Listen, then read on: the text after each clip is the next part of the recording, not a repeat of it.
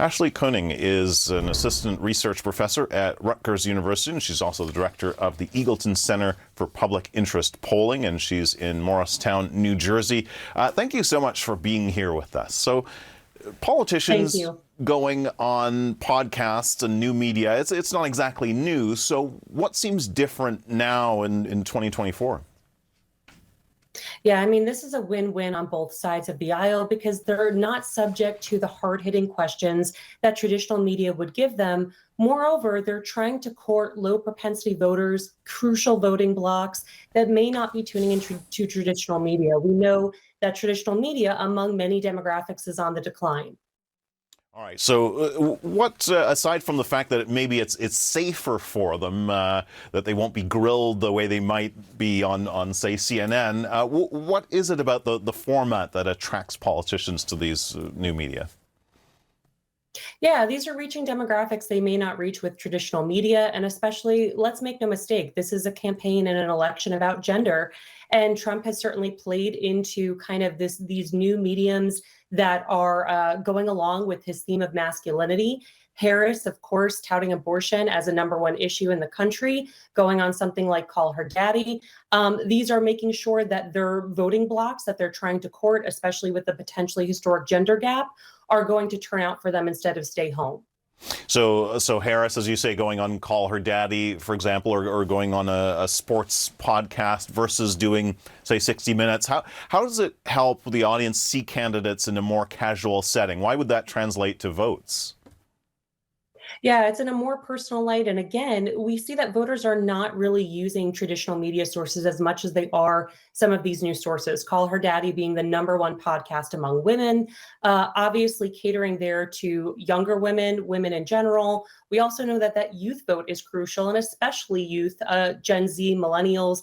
They are on these kinds of mediums, listening to podcasts, Twitch, so on and so forth, and getting news from there. It kind of makes the candidate more personable, more accessible. And again, they get softball questions or they get a more favorable light when they're going on these types of mediums. Yeah, and as you point out, in terms of the audience, I mean, we've seen, for advertisers, for example, moving towards podcasts as this idea of narrow casting and reaching very specific audiences becomes more popular. And as you say, politicians seem to be following suit there.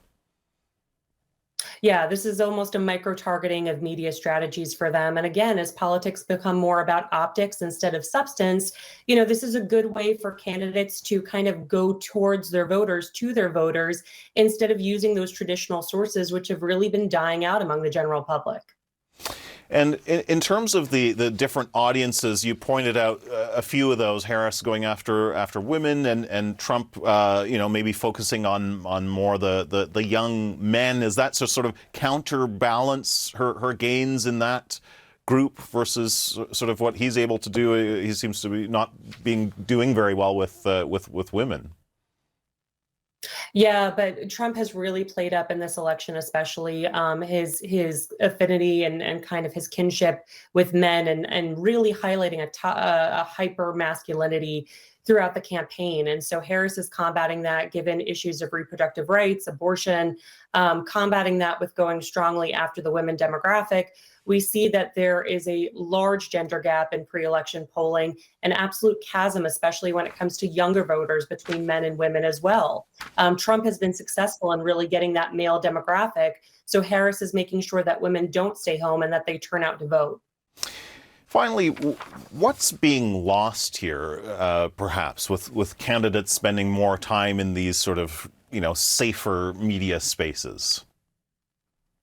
Yeah, that's a great question. I mean, what's really being lost is that lack of safety or that risk and the ability to answer any questions that may come up, even the tough, most hard-hitting questions of them all. And so again, that kind of substance piece is starting to be missed here because candidates are able to talk about what they want to talk about when they go through these types of mediums instead of responding to anything that a traditional reporter or journalist may ask them. And so, that substance piece, that policy piece is sometimes really getting missed.